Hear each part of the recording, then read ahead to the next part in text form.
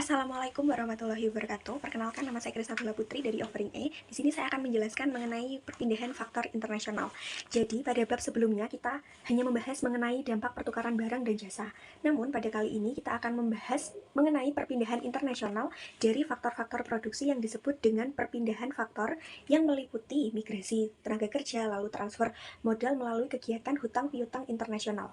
Jadi, negara yang memiliki kelimpahan tenaga kerja harus mengimpor barang padat modal, atau dalam kondisi lain negara tersebut akan memperoleh modal dengan menarik pinjaman atau utang luar negeri.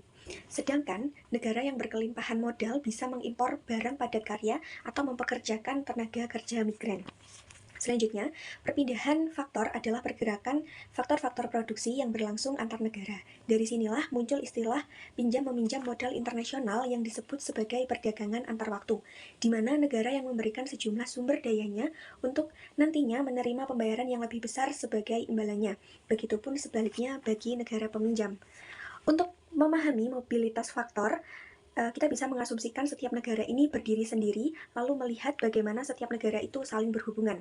Contohnya terdapat dua negara, yaitu domestik dan asing.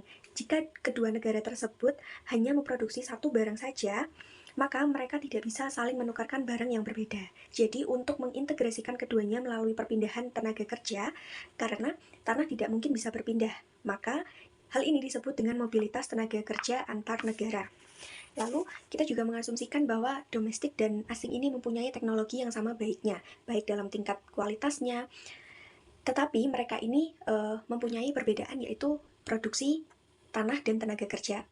Domestik adalah negara yang kaya akan tenaga kerja dan memiliki tanah yang terbatas, sedangkan asing memiliki tanah yang banyak dan tenaga kerja yang terbatas.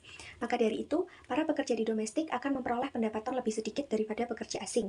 Namun, pemilik tanah di domestik akan cenderung memperoleh pendapatan lebih besar dari pemilik tanah di asing.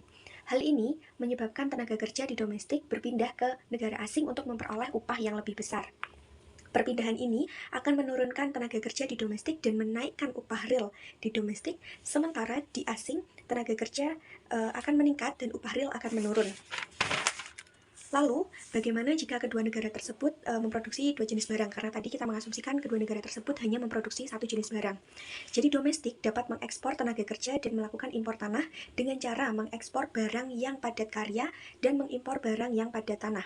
Perdagangan semacam ini dapat mengarah pada penyamaan harga faktor tanpa membutuhkan mobilitas faktor apapun, sehingga perpindahan TK dari domestik ke asing itu tidak akan ada lagi. Kemudian, perpindahan modal antar negara adalah salah satu aspek utama dari kegiatan ekonomi internasional. Contohnya, pergerakan modal internasional, kita asumsikan negara A memberi pinjaman kepada negara B, maka warga di negara B akan berbelanja atau memiliki pendapatan yang lebih banyak pada hari ini. Tetapi, mereka akan membayar dengan jumlah yang lebih besar di masa yang mendatang. Biasanya ini disebut dengan perdagangan antar waktu atau intertemporal. Suatu perekonomian biasanya tidak mengkonsumsi seluruh output yang dihasilkannya sekarang. Output tidak hanya berupa barang konsumsi, tetapi juga barang investasi seperti mesin dan peralatan produksi. Jadi, semakin banyak output yang disisihkan untuk investasi masa kini, maka akan semakin besar kemampuan perekonomian negara untuk mengadakan produksi dan konsumsi di masa yang akan mendatang. Jadi, untuk dapat melakukan investasi lebih banyak, perekonomian harus menghemat sumber dayanya saat ini. Lalu, dalam sebuah perdagangan selalu terdapat trade-off atau pilihan-pilihan antara konsumsi saat ini dan konsumsi mendatang. Jika suatu perekonomian hanya mengkonsumsi satu barang saja, peristiwa konsumsi ini hanya akan terjadi dua periode, yaitu masa kini dan masa sekarang.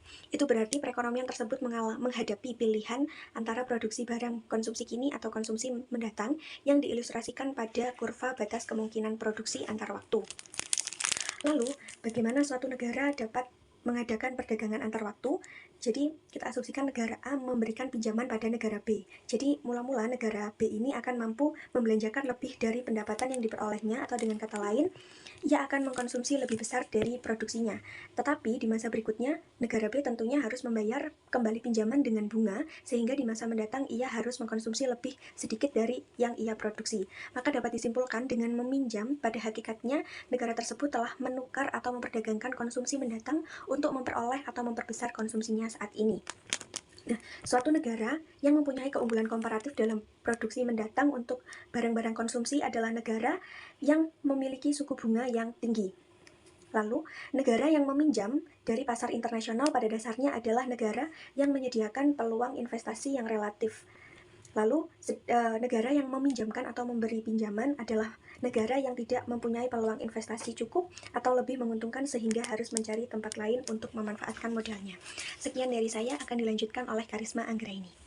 Selanjutnya, penanaman modal asing langsung dan perusahaan multinasional. Yang dimaksud penanaman modal asing langsung adalah suatu arus modal internasional yang dimana perusahaan dari suatu negara mendirikan atau memperluas jaringan bisnisnya ke negara-negara lain. Ciri penanaman modal asing langsung adalah melibatkan bukan hanya pemindahan sumber daya, tetapi juga memperlakukan pengendalian asing atau pemilik modal, yang artinya cabang atau anak perusahaan itu tidak hanya diikat dengan kewajiban finansial kepada induk perusahaannya, akan tetapi secara keseluruhan adalah bagian integral dari struktur organisasi perusahaan induk,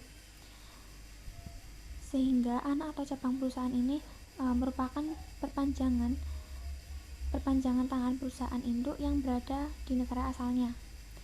Kemudian perusahaan multinasional.